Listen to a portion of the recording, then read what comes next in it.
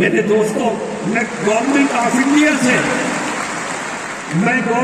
India سے یہ درخواست کروں گا اس کنونشن کے مادھیم سے کہ شان رسالت میں گستاخی کرنے والے کو ملک کے کانسٹیٹیوشن میں جو سزا لکھی ہے وہ سزا دیں آپ۔ اگر قانونی سزا ملنے لگے تو کسی دشمن کو زبان کھولنے کی جرأت نہیں ہوگی، اور انشاءاللہ ہمارا یہ دیش امن و امان کا گہوارہ بن جائے گا۔ آج گورنمنٹ کی کرسیوں پر بیٹھے ہوئے لوگ اور ایڈمنسٹریشن کے ذمہ دار اپنی ذمہ داری کو ادا کرنے میں کوتاہی کر رہے ہیں، تبھی ایک کے بعد ایک شان رسالت میں گستاخی کی ہمت کرتا ہے۔ میرے دوستوں اور ساتھیوں، اس دیش کا آئین سیکولر آئین ہے۔ کچھ طاقتیں ایسی پیدا ہو گئی ہیں جو اس دیش کے سیکولر آئین کو ختم کرنے کی بات کرتی ہے۔ یاد رکھو، اگر اس دیش میں ہندو، مسلمان، سکھ اور عیسائی آپس میں بھائی بھائی بن کر رہ سکتا ہے تو وہ صرف اس کے سیکولر آئین کی وجہ سے رہ سکتا ہے۔ جب تک سیکولر آئین باقی ہے، یہ دیش کے ہندو مسلم کی یکتا بھی باقی ہے۔ جب تک سیکولر آئین باقی ہے، یہ گنگا جمنی تہذیب بھی باقی ہے۔ جب تک سیکولر آئین باقی ہے تو اس دیش پہ پیار و محبت کے دیپ جلتے رہیں گے، اور جب اس کا سیکولر آئین خطرے میں آئے گا تو صرف مسلمان ہی خطرے میں نہیں آئے گا بلکہ یہ دیش خطرے میں آئے گا، اور دیش کی ہر چیز ختم ہو جائے گی۔ ہندوستان کا جمہوری آئین ہی وہ چیز ہے جس نے اس ملک کو پیار و محبت کا نعرہ دیا ہے۔ ہندوستان کا جمہوری آئین ہی وہ چیز ہے جس کی وجہ سے ایک طرف مسجد سے اللہ اکبر کا نعرہ بلند ہوتا ہے تو دوسری طرف مندر سے بھجن گایا جاتا ہے، گرجا سے وہ اپنی مذہبی عبادت کرتے ہیں، اور سکھوں کے گردوارے سے وہاں مذہبی نعرے لگتے ہیں۔ یہ اس کا ایک خوبصورت گلدستہ ہے جو میں نے آپ کے سامنے پیش کیا۔ جمعیت علماء آپ کو آواز دیتی ہے، اور اس لیے کہ تاکہ ملک کے میں رہنے والوں فرقہ پرستوں تک یہ بات پہنچا دی جائے کہ یہ ملک رہے گا تو جمہوری آئین اور سیکولر دستور کے ساتھ رہے گا، اور ہم اپنے بزرگوں کے بنائے ہوئے آئین سے چھیڑ چھاڑ کسی کو نہیں کرنے دیں گے۔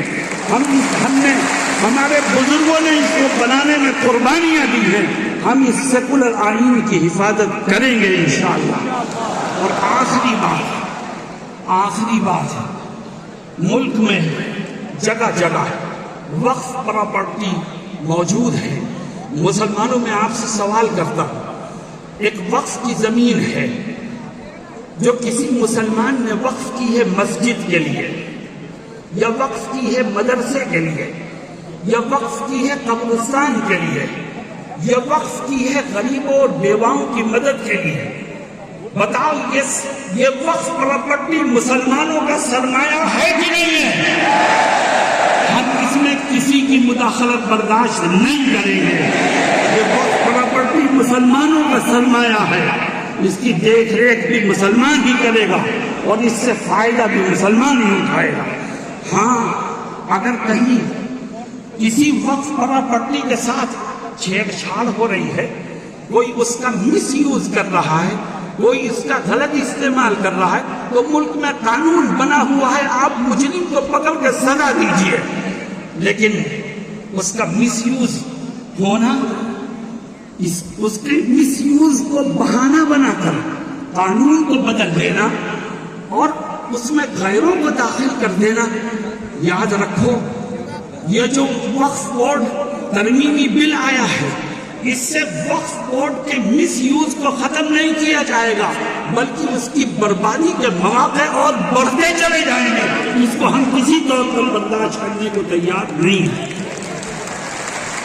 میرے دوستوں ساتھیوں، آج صبح ناشتے پر حضرت مولانا سید ارشد مدنی فرمانے لگے کہ یہ ملک سیکولر ہے، بہت سی فرقہ پرست طاقتیں ایسی ہیں جو یہاں یکساں سول کوڈ لانے کی کوشش کر رہے ہیں۔ یکساں سول کوڈ کا کیا مطلب؟ مسلمان اپنے دین و دھرم کو، اپنے مذہبی اور آئینی قوانین کو چھوڑ کر کے ملکی قوانین کے پابند ہوں گے، سکھ ملکی قوانین کے پابند ہوں گے، عیسائی ملکی قوانین کے پابند ہوں گے، ان کے مذہبی قوانین اور ان کا مذہبی تشخص ختم ہو جائے گا۔ مسلمانوں اعلان کرو کہ ہم اپنی ہر چیز قربان کر سکتے ہیں مگر اپنا دین و ایمان قربان کرنے کو کسی طور پر تیار نہیں ہے۔ آج جمعیت نے آپ کو آواز دی ہے تاکہ جمعیت کی آواز میں آپ کے ذریعے قوت پیدا ہو اور ہمارا یہ پیغام ایوان اقتدار تک پہنچے، ہمارے یہ جذبات ان کے کانوں تک پہنچے اور دیش کے حالات بدلے۔ مجھے امید ہے کہ ہم نے اور آپ نے کوشش کی ہے، کوشش کرنا ہمارا کام ہے، کامیابی دینا خدا کا کام ہے۔ انشاءاللہ وہ کامیابی دے گا اور حالات بدلیں گے۔ بس آپ ایک ہی نعرہ دیجئے کہ مولانا ارشد مدنی قدم بڑھاؤ، ہم تمہارے ساتھ ہیں۔ مولانا ارشد مدنی قدم بڑھاؤ، ہم تمہارے ساتھ ہیں۔ اللہ ہم سب کی مدد فرمائے۔